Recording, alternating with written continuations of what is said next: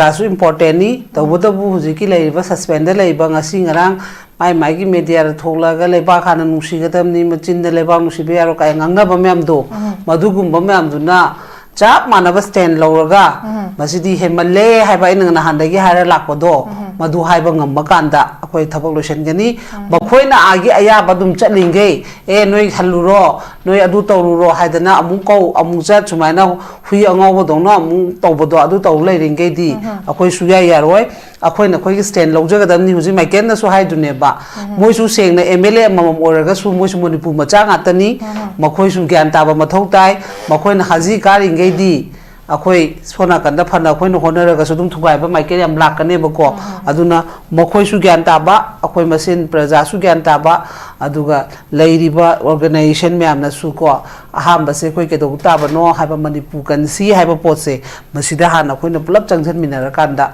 kanam ta na khut thingjen mang lai la ga su ngamoi ai hairam ge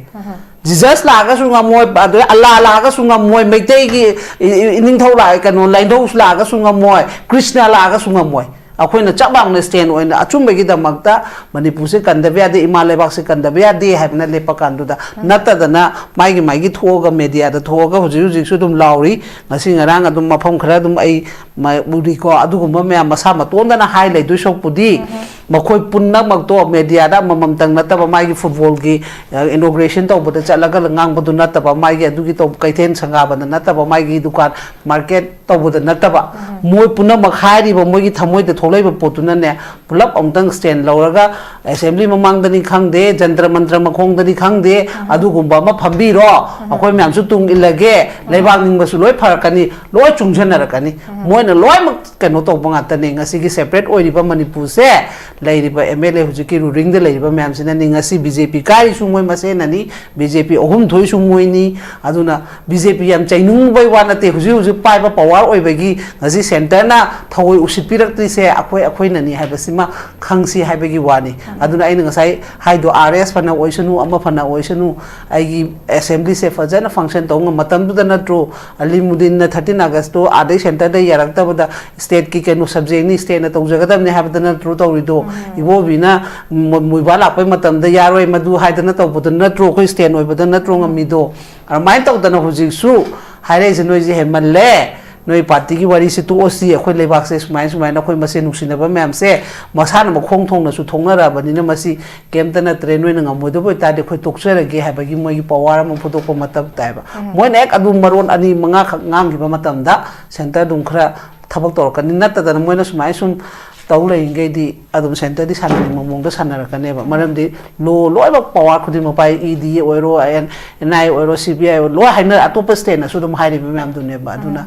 mase khoi kamai ka losi ge hadi madu yam responsibility ni aduna praja su seng na da khoi na di MLA phate haraga su moi function am ta udan su dum praja se dum lei aina sum ujaba da ko MLA nu side mo khoi na ni haibadi dum haibada su di haiba ade moi na kai nom to dore haibada su heta dum watte ba aduna masi myam se moi bu nu side wala lo haibai na ta ba moi na lai riba du da moi na gyan ta na ba phami ba meeting du da bungo ai noi bhajan ungjan se noi blanket pi do pamdre akhoi di ne lebak se kanna ba noi amutang di noi pulap to haiba se haini okay ma thank you so much ngasi phawba chahi su mayam adum lai wari mayam am sana kare thengkhang ke da kaudana mafam de Delhi da Guwahati da mayam tawkre dubu hojik phawba kari gi damakta akhoi gi mai pakpa mahiyan ba dialogue ama oidri bano haibasi achobo wahang amani ai ima dam lak chige ima gi di karmani yingbi akhoi gi RSS ki chief na thambi ke form ji chahi amadi Muknaba yanda ba singe changkhini hai da oskoi azara bina su ahan ba su thambi de RSS ki magi motive sai tare amasung magi say to be honest agenda masi khoi BJP gi mouthpiece ama oirabra khain bu hang ba yabagi hai tare kamain thambi ma a chahi ama se thari se kaigino basida chahi ama se practicable oidura thajaba yadoribra aduga basigi wan thok hai tare kamain thambi ma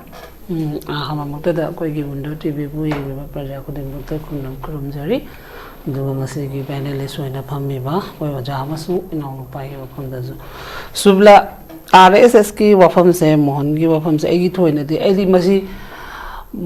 yang kan important oina lobom su thokte na khale ko habade koi gi samvidhan ama gi makha habade masu sengna da ngasai ojaravin hai group ama gum bane ba organization habade moi BJP ga kano tong na ba dani masu kano ne ba adu si punna mak se id si gi oina yang kan na moi de yam na mana chahi ma haigera chahi manga haigera tara haigera kun haigera ko haining ba haisno ba tawgada ba koi gi leiri ba government sina adagi center da pali ba sina chap chana rules to matam da kem ta leiba na te ba si party na te ba tawri namse ko khoigi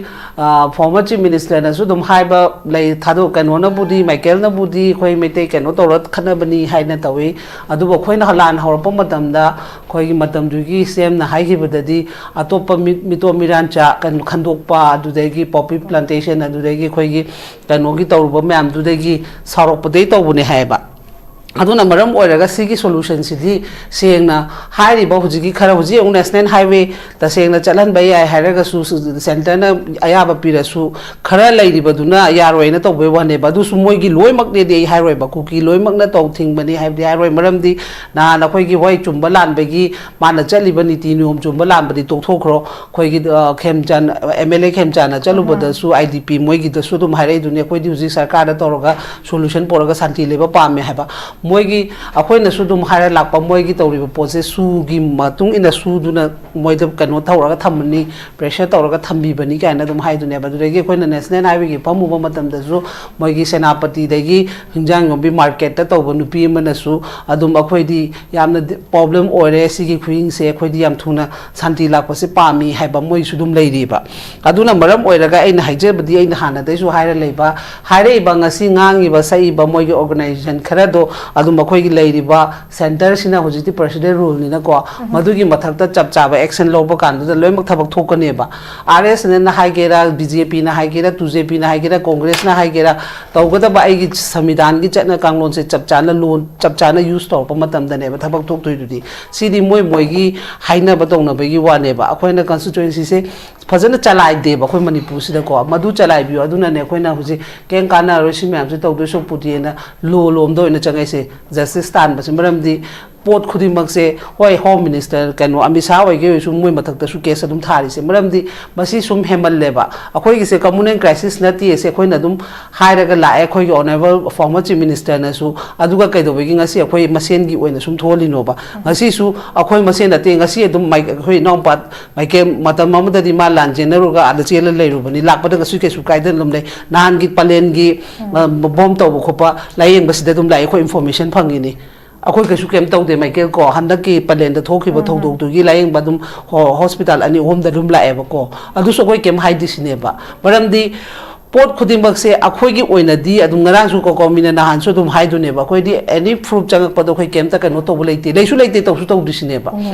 aduna maram oiraga sigi solution sidi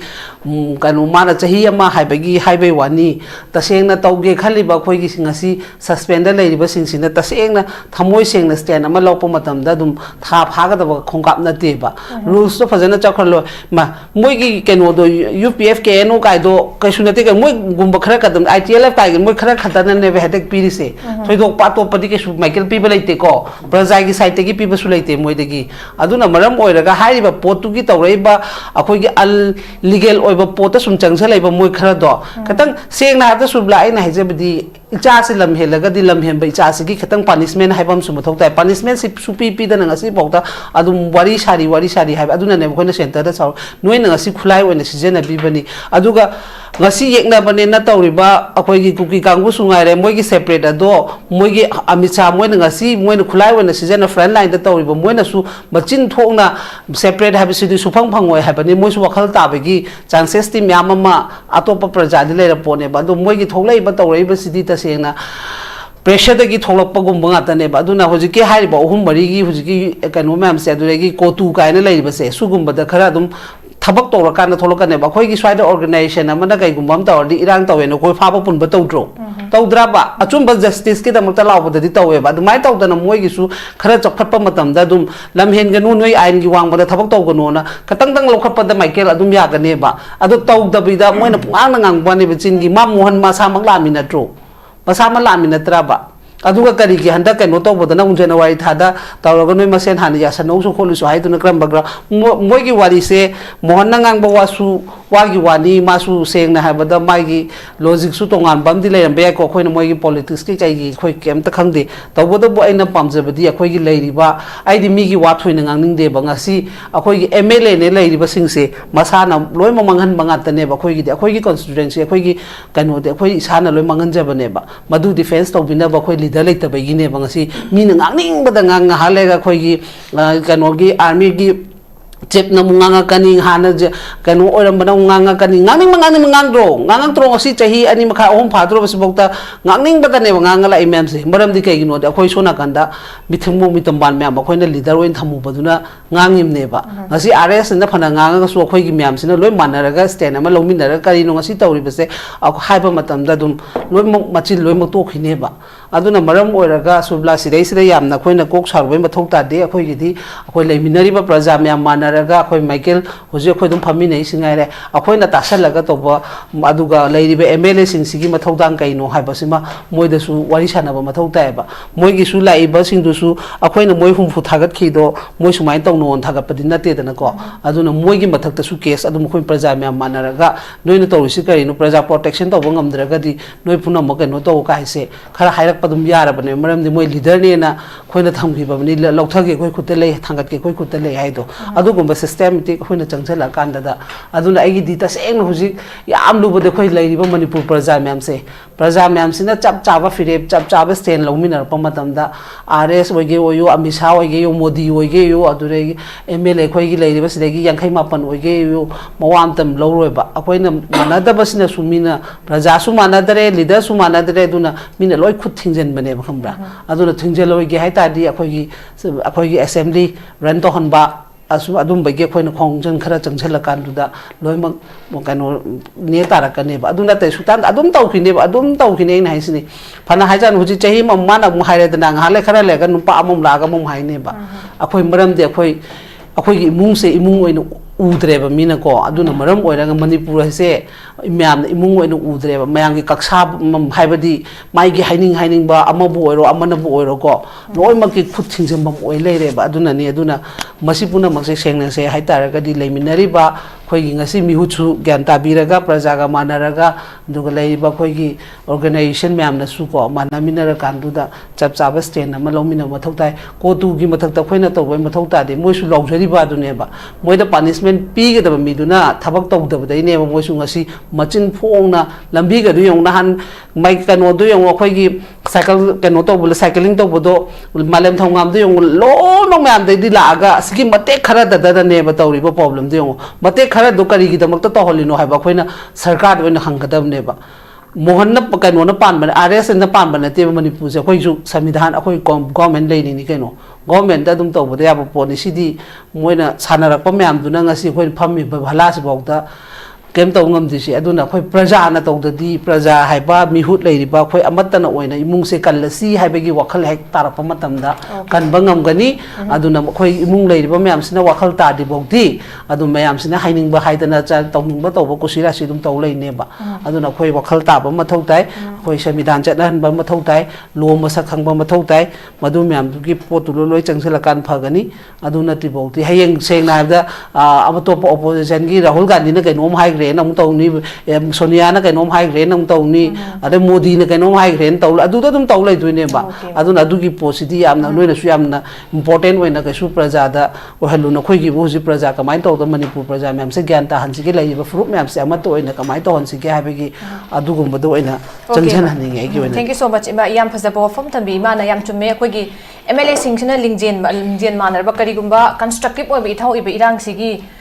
varam sida haitari hiram se lokhatana hona bagi mami tum di pura fail oi haitari unfortunately ekhoi gi state state hom thambi yam ngai je ima dam gak chi ima hujik si December se loi dore December da akoi IDP sing hanjin be ba phom do mami samak bade mayam se kanna akoi December amade hawraga ko community tar khonggang changkhin ba ngasi su handri masida ima tu akoi changhan ba horak pos da Santi pusilakpa aduga akoida Manipur da muknaribase loisinba haibasida magi mayumda lanjenaba singsu tangdu leitana nena tana leijakiba simasu achokbo khongthang am oiduni khongthang ase paikhalakwa hobada koigi kanogi lei torbungi leire aduga dum kanogi ITLF tege mu thodorakpase buffer zone da dum ngaknaraga lansinda bi leina si santi nga athamse haitaragadi buffer zone henjinagum je wafam chu thame asugma statement ma ama thengkhang kera thoglakpa aduga masigi against the height inaction oiba government ki party ge dum ui haitare aduna IDP sing sina koigi kano sing si mayum da hanjinba displacement sing si matam sangthana sum lehenba amasung mayum hanjinba haibasida buffer zone gi sayet na buffer zone gi ayet papira ibana kana marom dagi masina kayam kuina prolong to holaga kui thalaga leiduri bano aduna masina sigi posi taisina ba matamda kayam kuina ayet po oiduri bano habo fam chine kamain thambini subla seng na hamda masi buffer zone se government gi side gi ti order che thokpudi leitam ne ba ko police to mana matam du central force thamaga tawhiba bani duga akoina su matam du da security advisor kol dip ta boda su koina buffer zone na tenga khana bu du ki khamdo pa gi mai de lehen bane haigi ba matam du de ojara bi ko aduga hujisina buffer zone season ba bane ba nan su akoina moina budi hoi an kanodu na di buffer zone makti haiti sidai lanchen be yaro haiba khakki wane moina koina national highway ke to budu da di mete chapda du na ado adugi haireba buffer zone haireba ITLF tu su mokoina adugi sarkar na to da ngatane thaba khudin makse ko adu to da buduna ngasi moi ngarang sidin potes ka famdana khotana tawidana adu bo aina ngaibdi ITLF ogera mo ogera moi su moigi wakhal du kai nusinida migi masai patalenda masai yumda change habada migi yana badu gi matung ina magi separate administration tan ba adudi akoina pigi da bana te prajana lairi ba hujiki hingol du da leigada ba micham du da pigi da bana te michael na try na haise aduna tongana huji nation nagagi nation am gi wai shanawdana dum dainari ba ojai ni habdi aina haina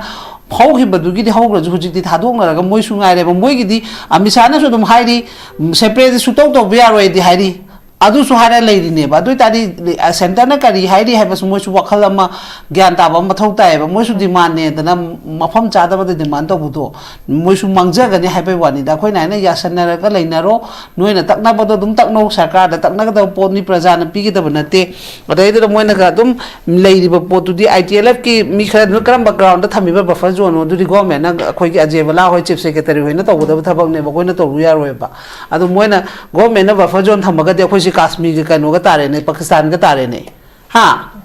government na du thamang tare de dura ba khoi se moina amarom dana hairi akhoi masen ngata khana bani akhoi masen nusino hai adudi adugi wahei hendok pangang badudi kitang su moida punishment pibam dik maiga mathau ta drop moina hana khoi MLA myam chapa phamina badadi noi masen hana nusino ya sano na haira kana tro haire en hai tai ne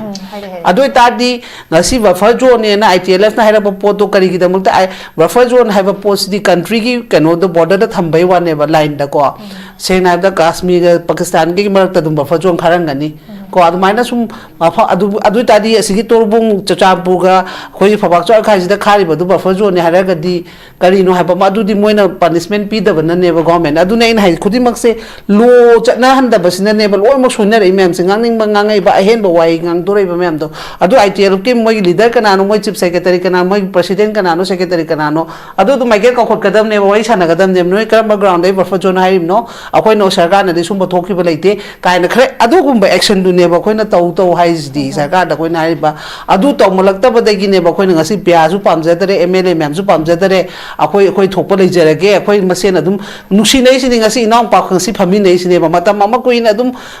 lam na leina ro ba ngata ne ba pau phau na da adu bu tapna dum honor ta ngasi changmin na da dum no honai sine ba aduna maram oiraga si sengna haibada si changi ma michael tongna base sarkar na sunate michael ko leibo organization myam tongnaraga yana bagi tongje ba ne matam akoi gi MLA myam na tong sunate ai wakhal dadi akoi masen na munung da pau phongna ma ga iga delhi da dum pau phongnei khwani discussion adum phami nei na ta kano da akoi gi kano gi tobda adum tongnari ngata ne ba aduna aina haina si punamak se nusina na lei ba se khoina togodam ni buffer zone gi wafam city su subla khoi noina na te aduni sarkar na togodam mathau ne ba adugi mathau to tawda bade ne madugi ITLF ki nan gi sirin fortes law thorei ba maduda sign tawri bodo secretary ra kana no ma sign tawdai ne madu han ko kholaga boi sana gadam ne ba nang karamba ground de buffer zone haim no akhoi na du hai ki belai bra adu gum khara action do darkar oi habani da akhoi na helaga su sujata aina kai gum ba ma thabak to bode helaga su akhoi dum to bo su pai de ba akhoi da di ke su na ta ba na akhoi gi human right ki na han kamal babu gi to gi law ba khom kano to bo matam da de akhoi phari du ne ba ha na han ke no chalu bo matam da di dum taburi du ne aina haina adu main to da na moi gi su adugumba hendok pon nature to po du di to hai bane akhoi de aseng ba hakki da makta de akhoi de punishment lei aduga moina ahen ba wahi season ba moidana leitri kai gino hai bagi akhoi na government da saw bai wane ba adugumba equivalent equality da thabak tawraga di akhoi kesu saw roi ba ngasi seng na har bada loy mak sin hana control lo ya ne ba khambra taw da ba gi ne ba ngasi tawrai myam do ngasi engon ne akhoi gi arms phagat pada ma phange akhoi 2500 something phagale moi gi na akhoi na 4000 above ta phagale adure gi na han akhoi gi di loy mak government da surrender to na taw gre governor da moi gi na krai da lei no khangde sugum ba yam na manung gi oi ba yam na moi gi sar aduna akhoi na center ta ne maram di akhoi sarkar state tu na lei ngai da de akhoi state tu gi cm da dunga mi na khoi ngangam dro dum ha hujikti moina pare pya leire president ru leiramni na center ta ina rakpane ba modi amisa ke dobai ta rei no habada center na palapade ge haiba wane ba moi su moi gi party do side ma tham khraga mam india gi prime minister ne ba minister ma gi thodang do lo haibane ba home minister ma gi thodang do lo haibne ba moi party pusana ba mathau ta de ba ko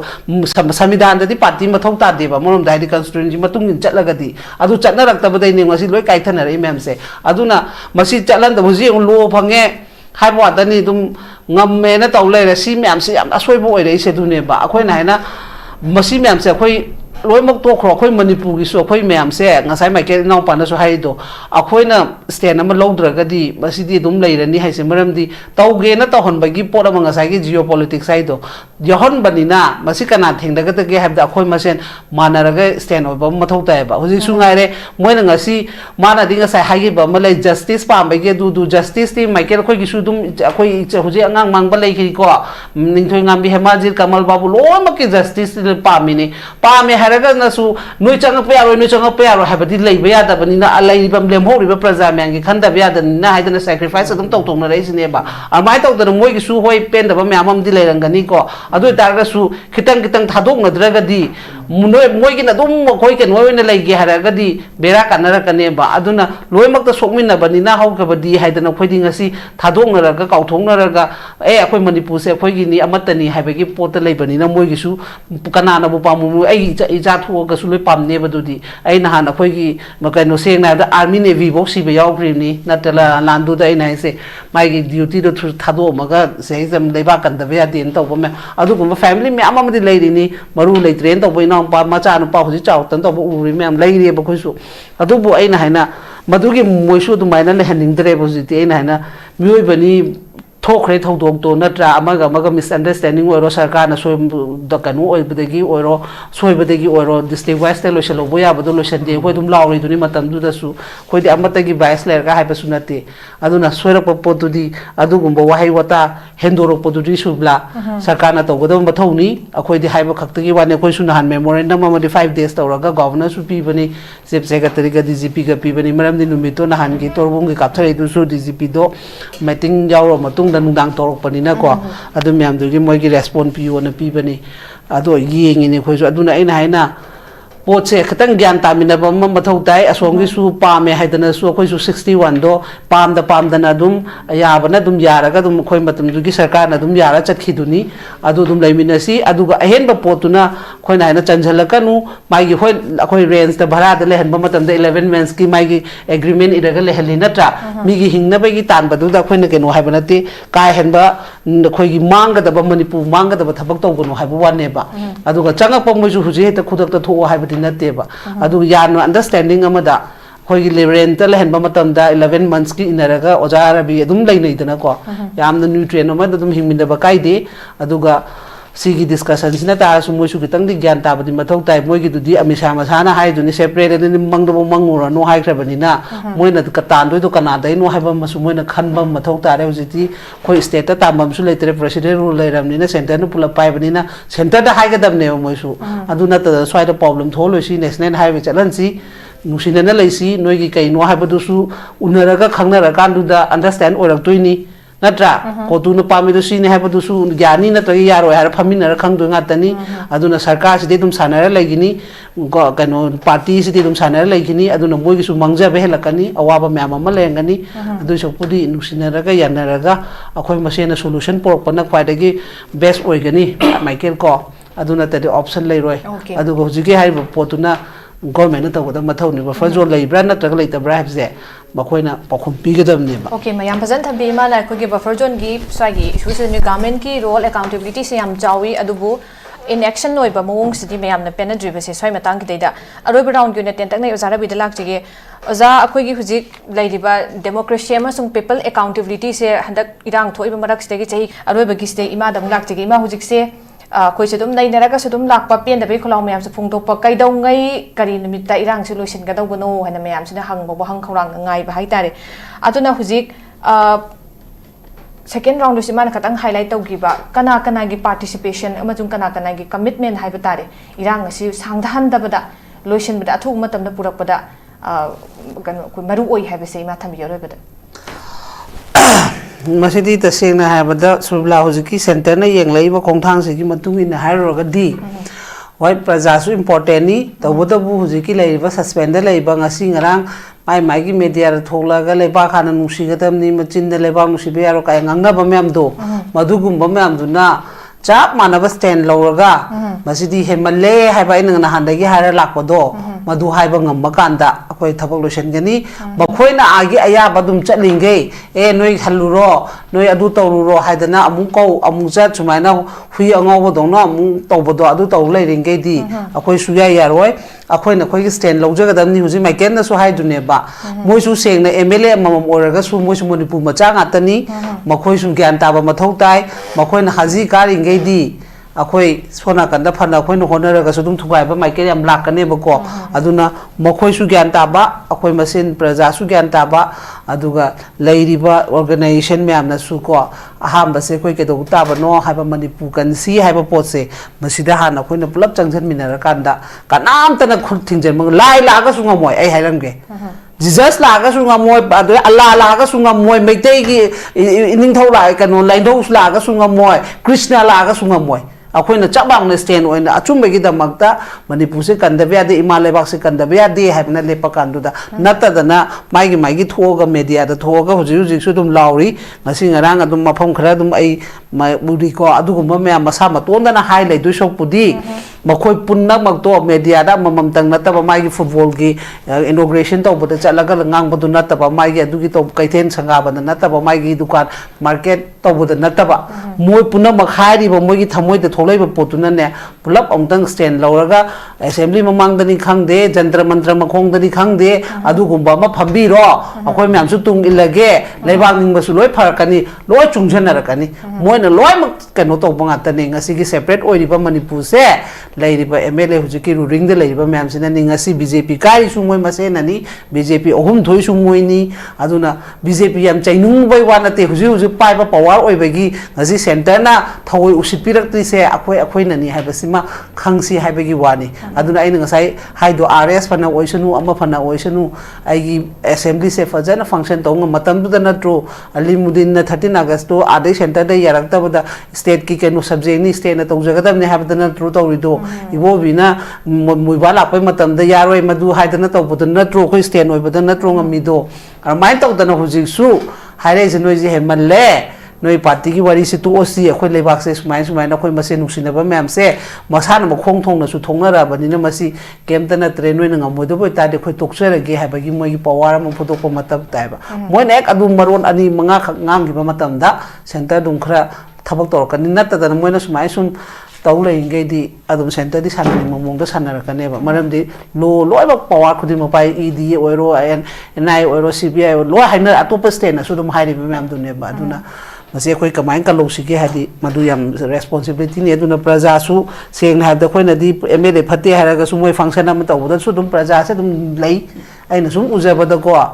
mla nu si de mo khoi na ni haibadi dum haibada su di haiba ade moi na kai nom to dore haibada su heta dum watte ba aduna masi myam se moi bu nu si de wala lo haibai na ta ba moi na lai riba du da moi na gyan ta na ba phami ba meeting du da bungo ai noi bhajan ungjan se noi blanket pi do pamdre ꯑꯩꯈꯣꯏꯗꯤ ꯅꯦ ꯂꯩꯕꯥꯛꯁꯦ ꯀꯟꯅꯕ ꯅꯣꯏ ꯑꯃꯨꯛꯇꯪꯗꯤ ꯅꯣꯏ ꯄꯨꯂꯞ ꯇꯧ ꯍꯥꯏꯕꯁꯦ ꯍꯥꯏꯍꯟꯅꯤꯡꯉꯤ Okay, ma, thank you so much.